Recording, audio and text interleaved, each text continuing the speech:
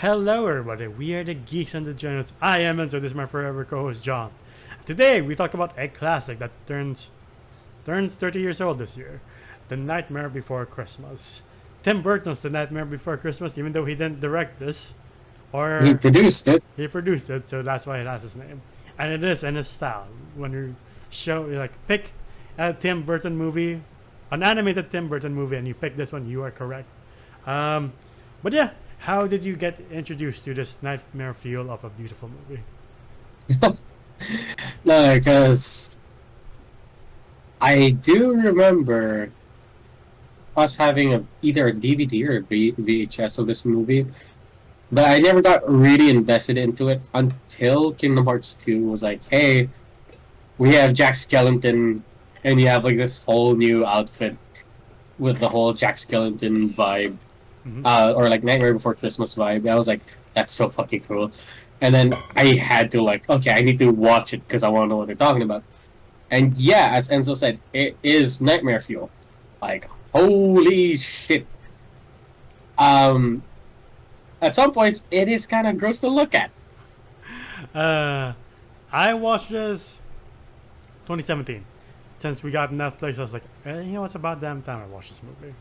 And watching this, I was like, I don't get why people were like, I remember fun memories as a kid. I was like, really? Fun memories? What kind of childhood did you have? Like, you know, Watch Mojo would have like top 10 childhood cartoons that scarred children for life. Like this would have been it. The entire fucking movie would have been that fucking cartoon. I'm like, alright. But not going to lie, the songs do slap, and they still slap today. Oh, they do. Yeah, they do. Especially the opening with "This Is Halloween." You're like, oh fuck, I love this. Just the introduction of Jack Skellington. You're like, that's a perfect introduction. Even the hints of Oogie Boogie, like you don't see him until like an hour into the movie, and you're like, but there is build up to him, and you're like, oh, I wonder who he is. Can't wait to see what he does. Yeah. And the town, Halloween Town, Jack Skellington is the most celebrated figure. He's the king of the pumpkins, and everybody loves him, even though he is burnt out, like a lot of creatives, I guess. Yeah. Once you kind of do what you're good at some points you kind of just like, I want to find something new. You know, instead of just Halloween, and then they kind of like, you're all like, hey, we got 364 days left for Halloween. We gotta start planning. I'm like, excuse me? what? He has a secret admirer in Sally, and you're like, oh, I wonder how long they're gonna build up to the romance. Not that long, to be honest. It is kind of cute though. I don't know. It is. I do like Sally's constant escape attempts from her curator. By poisoning her dad? Yes. Dr. Finkelstein, and he's like, how many times will you poison me? She's like, a lot. I'll poison you a lot. It's like, oh, okay. But Jack Skellington is looking for a new purpose in his life, and you're like, as a person who is working and does content, I'm like, I kind of get that. I kind of feel burnout too, which is natural. You just have to take a break sometimes. But Jack finds new meaning when he discovers Christmas Town. He's like, oh, what are these lovely feelings of Christmas? I never knew this warm and homey feeling of like... It's such a complete 180 from a Halloween Town where, not gonna lie, I was like, oh, I don't feel like throwing up no more. And again, the song slaps. Yeah. What? I am the clown that tearaway. Yeah, it's like the tearaway mask. Yeah. I was like, oh god.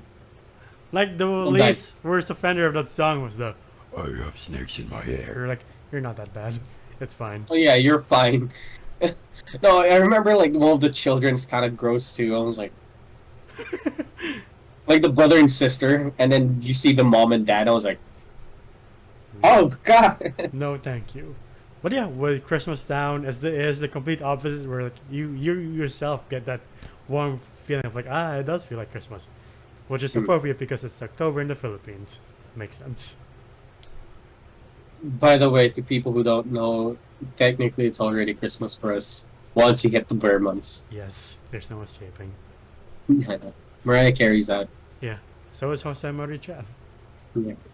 But a lot of people don't know who Jose Marichan is. They will. I'll start saying him if I have to. No, I'm kidding. I don't want to get copyrighted by him. Jesus. No. But yeah. Jack Skellington also discovers Sandy Claus, as he calls him, and you're like, oh, I hope nothing bad happens to this guy. He goes back to town, and they're like, what do we do for Halloween? Jack's like, guys, you're not going to believe this. It's another town that celebrates this thing called Christmas. They're like, does it have eyeballs or decapitated heads or guts falling out? He's like, fuck no. We're not doing that. God. And like, you can tell that Jack Skellington's not mean-spirited, but he's trying his best to explain, like, no, Christmas doesn't have decapitation or guts. It just has nice, warm feelings of family and other things. And they're like, you know what though? Like, I appreciate the people though. They're all kind of open-minded, but I was like, oh, if this guy likes it, it might be good. Yeah. You know, like they weren't like, what? No, Halloween forever. Yeah. They're like, you know what, Jack Skellington, we believe in him, we trust him. Let's go this direction. He even tells the kids under Oogie Boogie to get Santa Claus. They're like, all right. Kidnap Santa Claus. First they get the Easter Bunny, and the Easter Bunny's like, I am traumatized for life. Jesus. And then Jack scolds them. He's like, no, get Santa Claus, you idiots. The door looks like this. And they're like, all right, Mr. Jack Skellington. Don't you feel like the kids when they're going back for Santa Claus? He's like, fuck you. Don't tell us what to do. Fuck you. Yeah. But yeah, the town, bless their hearts, are like, all right, we believe in Jack. I'll do this Christmas stuff. And you see how they prepare for Christmas, and you're like, that's not quite right. But they're trying. Yeah, they're trying. It's fine. And like they're like wrapping up gifts and all of that, and they're putting up the socks, and again, they're trying. Yeah, but Sally has a vision of like, Jack, this won't go the way you think it's gonna go. He's like, nah, nonsense. It's gonna go perfectly. And then the kids bring back Santa Claus. Oh, I forgot to mention, one of the kids is voiced by the late Paul Rubens. Who died this year. I was just 2023 is an insane year. Honestly, when it comes to deaths, him, Ray Stevenson, and a lot of other people are like, what the fuck is happening? Why? Yeah, right. Like, I thought we passed the pandemic. Right.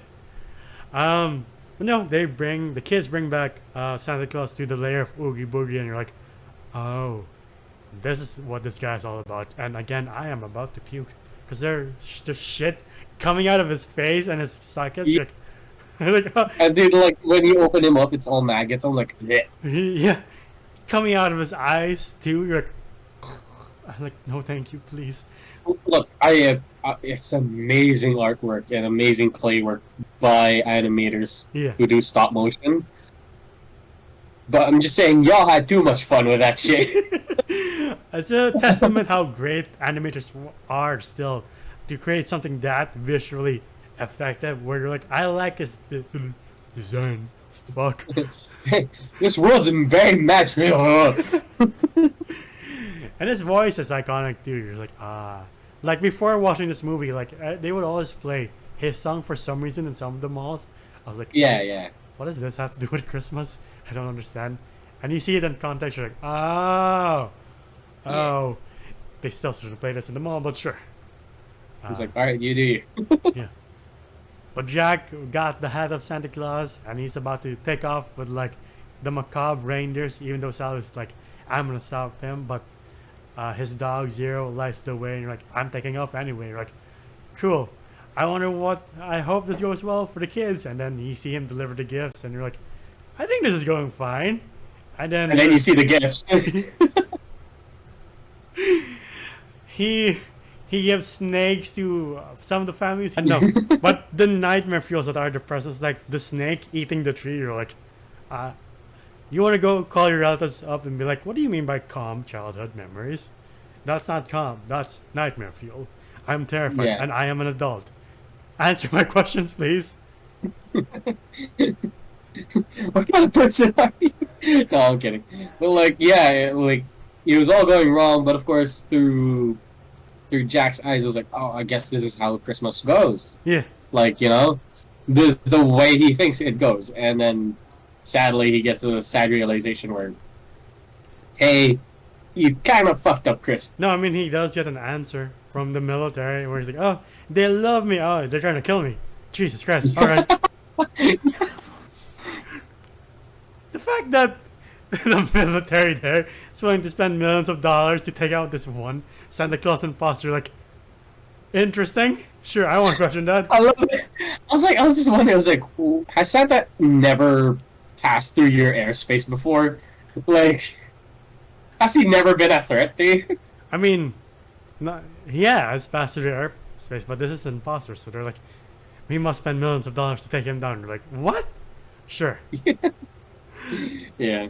But Sally tries to rescue Santa Claus, and then she gets confronted by Oogie Boogie, and then he's confronted by Jack Skellington, who realizes, like, yeah, I fucked up Christmas. I'm sorry.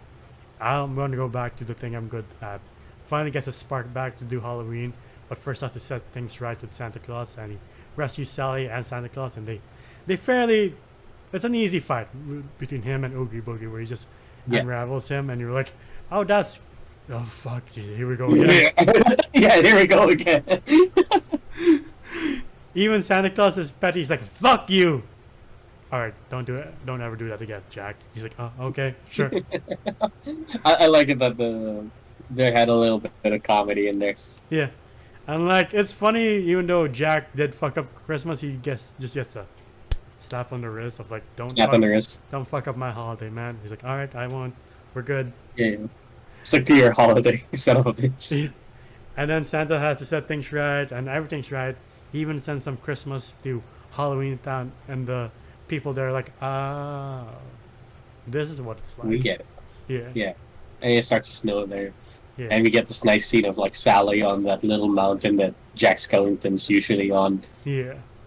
And they have a kiss, and the movie ends there, and you're like, those man, it's flew fast. What a classic movie. It is. It's a very, like, a nice, sweet movie, tied in a very disgusting bow, but, like, it's nice nonetheless. It's like when we used to watch Wallace and Gromit. You're not really there for the inner deep, like, writing or plot. Yeah. You're there for just the adventure that they were gonna take, how they're gonna get there, and the lessons they have to learn. Yeah. And that's, like, peak children's movie. I was like, I love that. Sure. This is still nightmare fuel, though. I do remember when I watched this as a kid, I had nightmares, not of Oogie Boogie, or of Jack Skellington. It was just two children. Like, there's these two children that play around, and then their parents come into shot, and then you see what their parents look like, and it's like, y'all look like hernias. Oh, man. Well, everything being said, what would you rate The Nightmare Before Christmas? I would say this is a solid movie that I don't know if every kid should watch it, but, like, everybody's gonna enjoy it. I love it. I would say it is a little too short. But then again, I feel like it's properly paced enough to be like, okay, that was a good Christmas movie that we can enjoy throughout the holidays. I'll give it one like a 9 out of 10. Like, it's not my preferred holiday. I would say this is more of a Halloween movie in my opinion. But other than that, yeah, it's a good watch. Song slaps. The voice acting is amazing.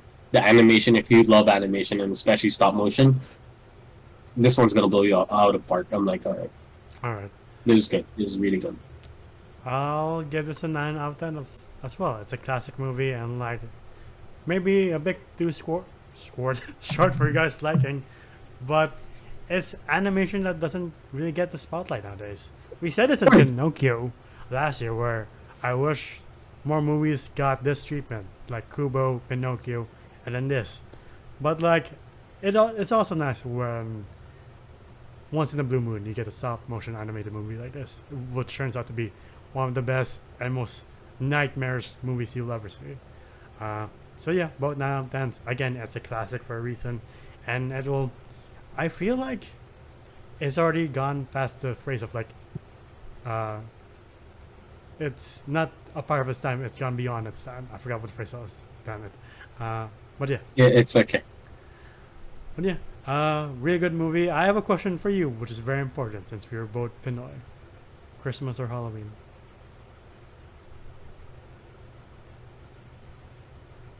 Christmas. So I'm sorry, I'm still at Christmas. I really like Christmas. I like Halloween because you get to dress up and you drink out with friends. At my age, I still dress up every year. But I don't know. It's kind of nice getting gifts, seeing some family members that like might come home. Uh, Plus it's a little colder, Yes, that's like around the Burr months. I'm like, yeah, I prefer that. And plus, you have a long like vacation, like a whole week off. And I'm like, oh, that's nice. yeah. You know what? Yeah, I'm more of a Christmas guy too. Like you, I love Halloween, but like there's something about Christmas that just hits different. And if you guys have seen the videos long enough, you might be like, wait, you're an atheist. But like, I also like family and good food, so there's that. And again, it's true. I don't think you need to believe in Jesus to enjoy Christmas. Same here. But I've gotten some comments of like, if you're an atheist, what do you like Christmas? Like, shut the fuck up. You have? Yeah. Oh, that's sad. It's like, you're not Chinese, but you like Chinese New Year. They're like, I'm part. Like, shut the fuck up. Stop right now. Also, since you mentioned it, like, since we're all both working adults, it's nice having like a 2 week, 1 week break of like, at least I can rest. Yeah. Like it's a holiday. Like, yeah, I love that. Yeah. Then you hit New Year too. I was like, woo. Yeah, fun times. But yeah, that's been our video for The Nightmare Before Christmas. What do you guys think? What's your favorite Christmas movie or Tim Burton movie? Comment down below. If you want to see more of us, please like our video, subscribe to the channel, and ding the bell icon to get notified of when we upload next. We're also on Spotify and TikTok. You can do it. Go, it's our last video. TikTok for our best and funniest moments like this one. And our trailer reactions. Spotify, Twitter, on the go. Where can they find you? You can find me at Jom, GEOM _ on Instagram, and it's my account. And until the next video, we'll see you then. Bye, everybody. Ciao.